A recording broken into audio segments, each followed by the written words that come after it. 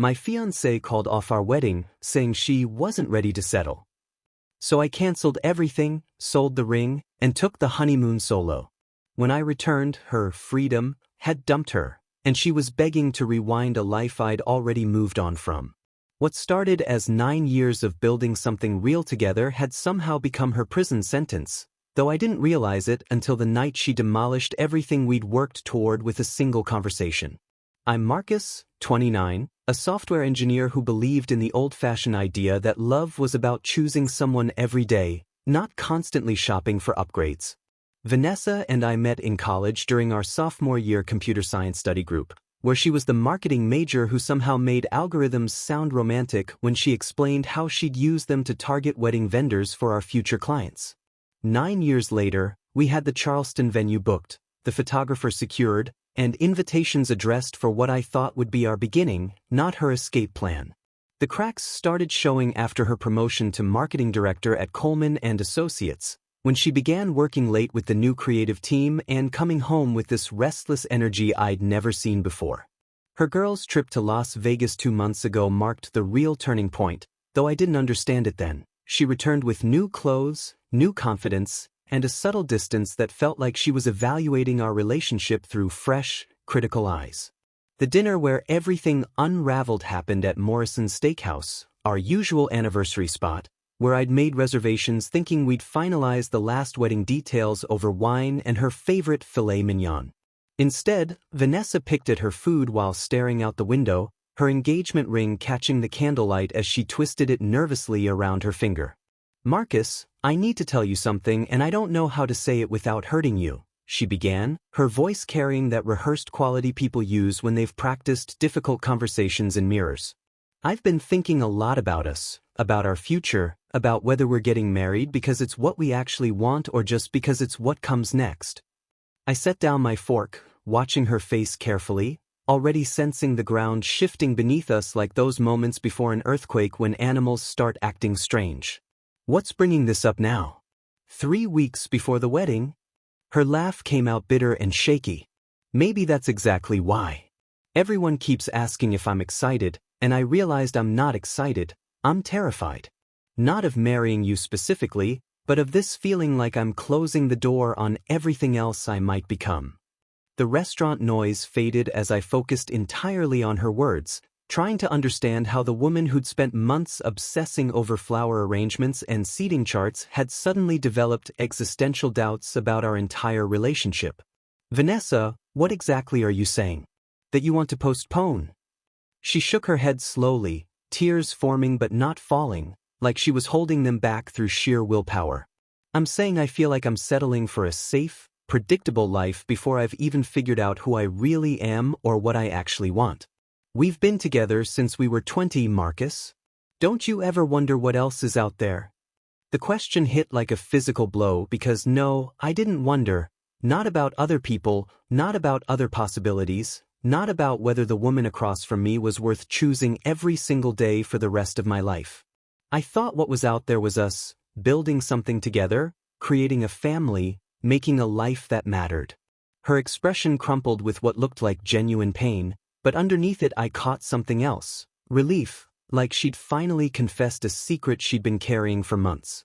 "I love you, Marcus, but I don't know if I'm in love with you anymore, and I can't walk down that aisle feeling like I'm giving up pieces of myself I haven't even discovered yet." We sat in silence for what felt like hours while other couples around us laughed and celebrated, their happiness highlighting the wreckage of our conversation. I realized then that this wasn't a discussion or a moment of doubt. This was her exit strategy, carefully planned and diplomatically delivered. She'd already emotionally left our relationship. She was just making it official. The signs became impossible to ignore after that dinner, though Vanessa pretended everything was normal while we figured out the logistics of our imploding relationship.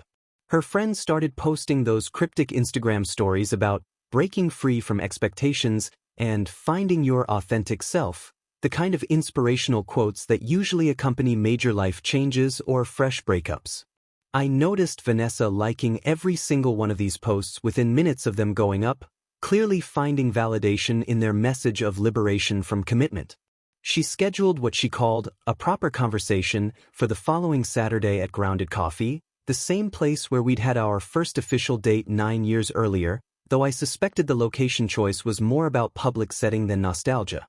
When she arrived 15 minutes late wearing a dress I'd never seen before, something flowing and bohemian that screamed, free spirit, I knew this wasn't going to be a reconciliation meeting. I've made my decision, Marcus, she announced before even sitting down, her voice carrying forced confidence that didn't quite mask the tremor underneath. I can't go through with the wedding. I need space to figure out who I am without without this relationship defining every choice I make. I stirred my coffee slowly, watching her fidget with her purse strap while avoiding eye contact. How long have you been planning this conversation, Vanessa? Because it feels pretty rehearsed. Her cheeks flushed slightly, caught in the pretense. I've been thinking about it for weeks, maybe months. The Vegas trip really opened my eyes to how much of myself I've lost in this relationship. The Vegas trip where Dylan from her marketing team had also happened to be attending the same conference, according to the photos I'd seen floating around social media. And Dylan helped you reach this conclusion about finding yourself? Her face went pale, confirming what I'd suspected but hoped wasn't true. Dylan has nothing to do with this. This is about me realizing I jumped into something serious too young and missed out on experiences that could have shaped who I'm supposed to become. The careful way she said his name told me everything I needed to know about how much nothing he had to do with her sudden spiritual awakening. So what exactly are you asking for? A break? Time to explore? Or are you breaking up with me to see if the grass is greener with your coworker? She straightened in her chair, defensive now. I'm asking for my freedom, Marcus. I'm 29 years old and I've never been single as an adult. I need to know who I am when I'm not half of a couple. I leaned back and studied her face, looking for any trace of the woman who used to cry during romantic movies and plan our future children's names during lazy Sunday mornings. You want your freedom? You've got it. The relief that washed over her expression was immediately followed by something that looked almost like disappointment, as if she'd expected me to fight harder or beg her to reconsider. Just like that? You're not going to try to change my mind or ask me to work through this together. I shook my head slowly. Vanessa, you don't break up with someone you want to be with. You don't call off a wedding 3 weeks beforehand if you're looking for solutions. You do these things when you've already decided you want out. She opened her mouth to argue, then closed it, recognizing the truth in what I'd said. I do love you, Marcus. This isn't about not loving you. I stood up and dropped a $10 bill on the table. No, this is about loving the idea of something else more. As I walked toward the door, I heard her call my name, but I didn't turn around.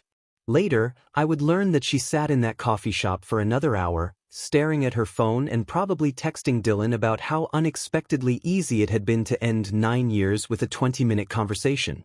Within 48 hours of our coffee shop breakup, I had confirmation of what I'd suspected about Dylan when our mutual friend Jake accidentally let slip that he'd seen them together at a downtown wine bar the night before Vanessa officially ended things with me.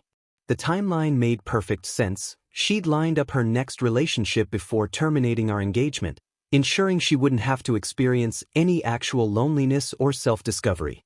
I felt a strange sense of vindication rather than betrayal, like solving a puzzle I'd been working on for months without realizing it.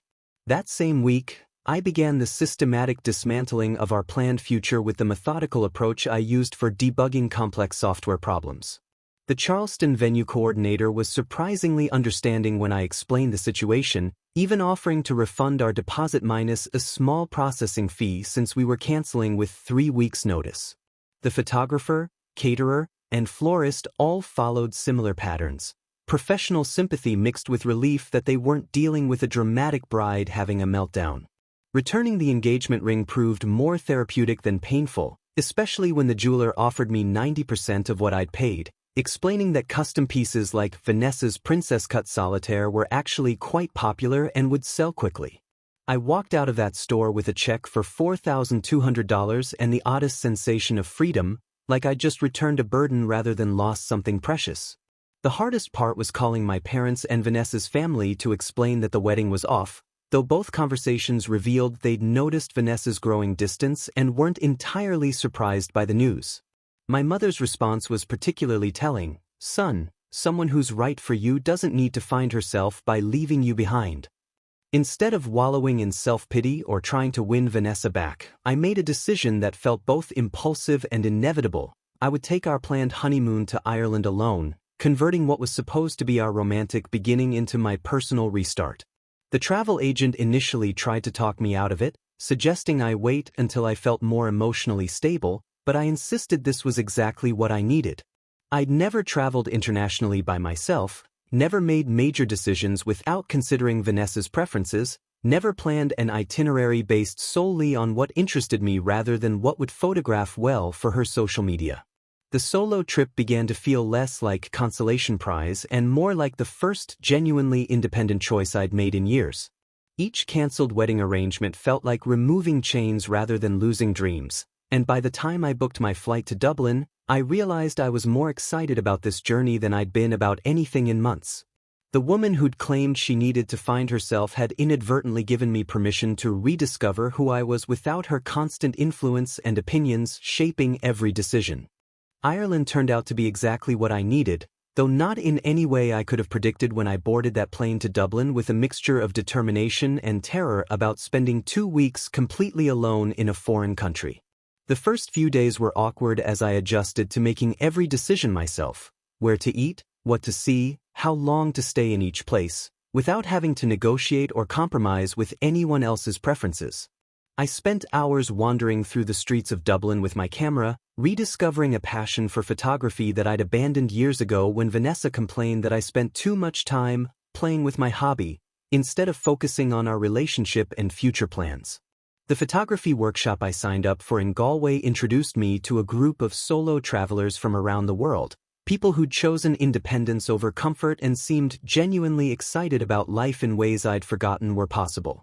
By the second week, I was exploring ancient castles along the Ring of Kerry, taking long walks on cliffs overlooking the Atlantic, and having actual conversations with strangers in pubs without checking my phone every few minutes or worrying about getting back to someone who was probably annoyed that I was enjoying myself. Meanwhile, according to the mutual friends who couldn't resist updating me despite my requests not to hear about Vanessa, her grand adventure in self-discovery was imploding spectacularly in real time. Dylan had dumped her after exactly 2 weeks of their official relationship, telling her she was too intense and emotionally exhausting. Apparently the excitement of forbidden romance lost its appeal once he had to deal with her as an actual girlfriend rather than a thrilling secret. Her confident social media posts about living authentically and choosing happiness disappeared overnight, replaced by private Instagram and Facebook accounts that our mutual friends reported were filled with cryptic, melancholy quotes about loneliness and betrayal. The irony wasn't lost on me that while I was discovering genuine independence and rediscovering parts of myself I'd buried during our relationship, Vanessa was learning that her pursuit of excitement had led to exactly the kind of emotional instability she thought she wanted. Jake texted me halfway through my trip with updates I didn't ask for. "Dylan's already seeing someone new, some intern from his department. Vanessa's been calling in sick to work and posting weird stuff about fake people and trust issues." I read the message while sitting in a pub in a tiny village whose name I couldn't pronounce, surrounded by locals who were teaching me traditional Irish card games and buying me pints because they thought my solo adventure was either brave or crazy. The contrast between my peaceful evening and Vanessa's apparent emotional chaos struck me as perfectly representative of our different approaches to life. I'd chosen growth and self-reflection, while she'd chosen drama and instant gratification. By the time I boarded my flight back to Charleston, I realized that Ireland had given me something Vanessa never could: proof that I was completely capable of being happy alone, that my worth wasn't dependent on someone else's validation, and that the life I'd thought I needed to share with her was actually more fulfilling when I didn't have to constantly consider someone else's mood, opinions, and demands. The man who returned from that trip was fundamentally different from the one who'd been dumped in a coffee shop 3 weeks earlier: more confident, more independent, and completely uninterested in someone who demonstrated that our 9-year relationship meant less to her than a 2-week fling with a coworker who saw her as entertainment rather than a partner. I'd been back from Ireland for exactly 4 days when Vanessa's campaign to reconnect began in earnest, starting with text messages that escalated from casual check-ins to increasingly desperate pleas for attention and validation. The first message arrived while I was unpacking my suitcase, still processing the transformative experience I'd just had. "Hey, I heard you went to Ireland. That's amazing. I hope you had a good time and found some peace." I deleted it without responding and continued organizing the photographs I'd taken, hundreds of images that represented the first creative work I'd done purely for myself in years. When I didn't respond, she escalated to involving our mutual friends, having them casually mention that she'd been asking about me and seemed genuinely concerned about my well-being after the breakup. Jake called me directly. "Dude, Vanessa's been reaching out to everyone trying to get information about how you're doing. She seems really messed up about Dylan, and I think she's realizing she made a huge mistake." I told Jake I appreciated the update but wasn't interested in being anyone's backup plan or emotional support system.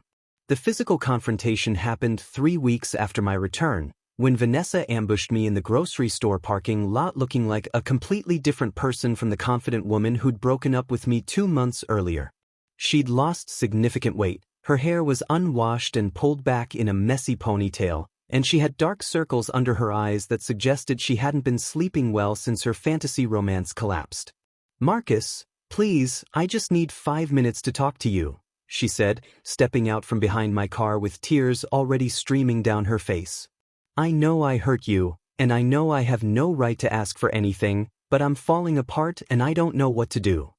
I looked at her calmly, feeling absolutely nothing.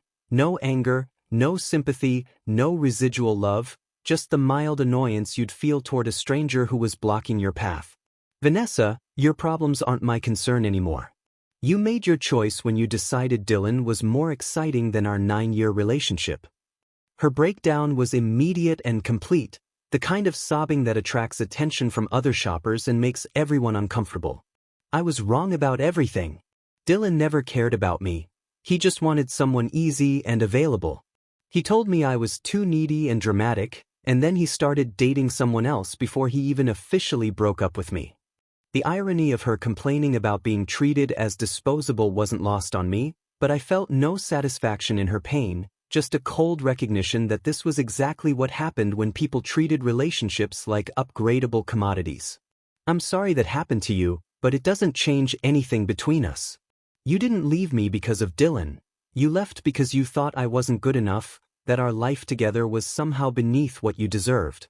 She grabbed my arm desperately, her voice becoming shrill and panicked. I was confused and scared. I thought I was missing out on something, but I realize now that what we had was real and precious and I threw it away for nothing. I gently removed her hand from my arm, noting how her touch felt completely foreign now, like being grabbed by an acquaintance rather than someone I'd once planned to marry. "Vanessa, you didn't throw away what we had for nothing. You threw it away because you believed something better was waiting for you. The fact that you were wrong doesn't make me your consolation prize." Her face crumpled as she realized I wasn't going to be moved by her tears or her suffering, that the man she'd discarded so easily had become someone who valued himself too much to accept being anyone's second choice. "Please, Marcus, I know I don't deserve another chance, but couldn't we at least try to be friends? I miss talking to you, miss having you in my life." I shook my head slowly, recognizing this final manipulation for what it was, not genuine friendship, but an attempt to keep me emotionally available while she figured out her next move. "Friends don't treat each other the way you treated me. Take care of yourself, Vanessa." As I drove away, I could see her in my rearview mirror standing alone in the parking lot, probably calling Dylan or one of her enabling friends to complain about how cold and heartless I'd become, never understanding that what she was witnessing wasn't cruelty, it was self-respect.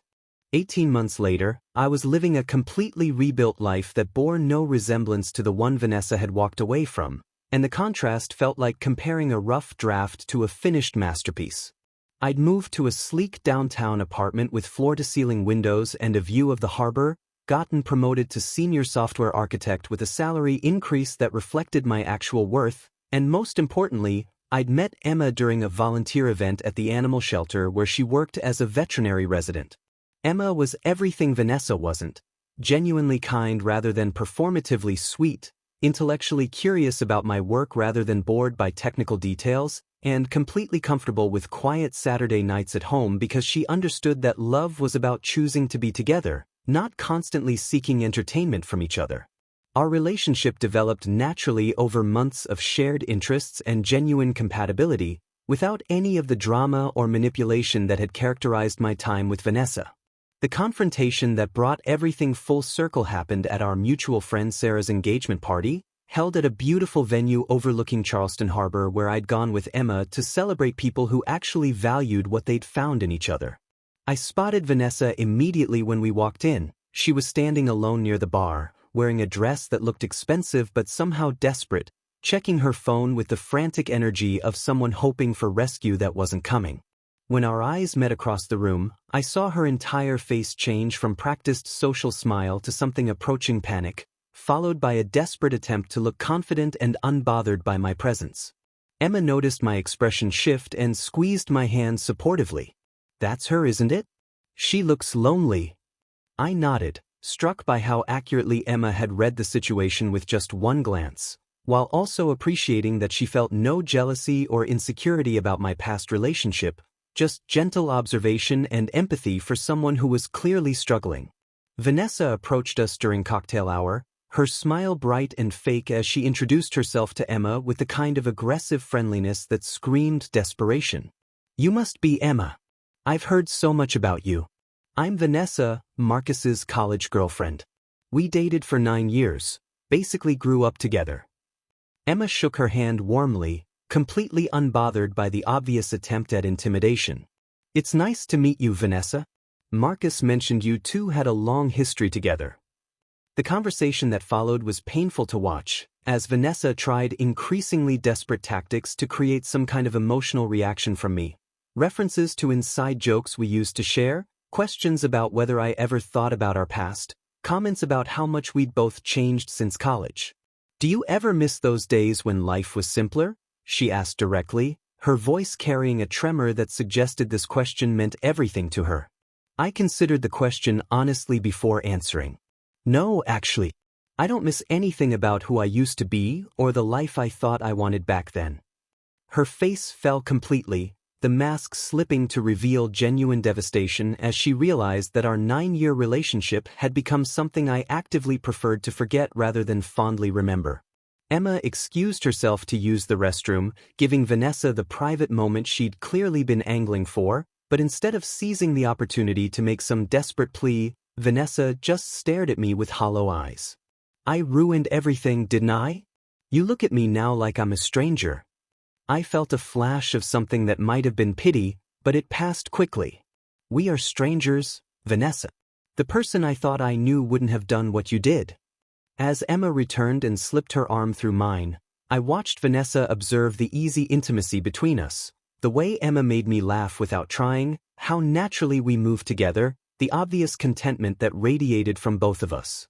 For the first time, I think Vanessa truly understood what she'd destroyed and what I'd found to replace it. As Emma and I left the party hand in hand, walking through the Charleston streets toward our car, I felt something I'd never experienced before, complete peace with my past and absolute certainty about my future. There was no anger toward Vanessa, no satisfaction in her obvious misery, no lingering questions about what might have been if she'd made different choices. Just quiet contentment that I'd refuse to let someone else's poor judgment define my worth or derail my happiness.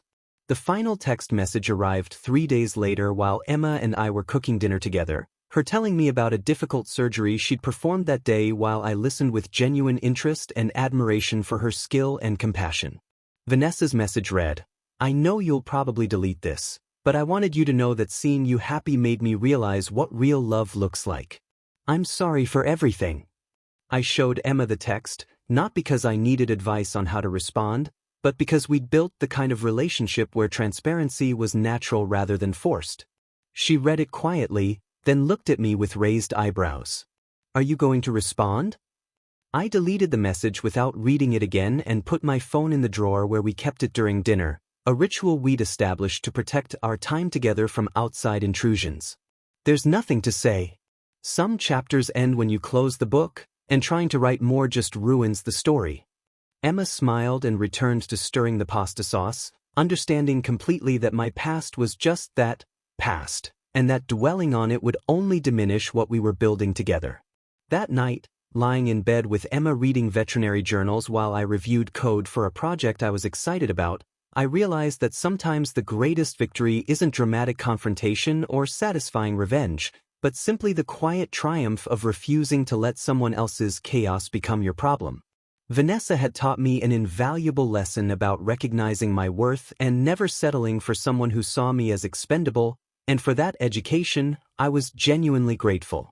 Emma never asked about my ex-fiancé because she didn't need to. The difference between a woman who treasures love and one who treats it as a stepping stone toward something better was obvious in every interaction, every choice, every day we spent together building something real rather than chasing fantasies that never existed.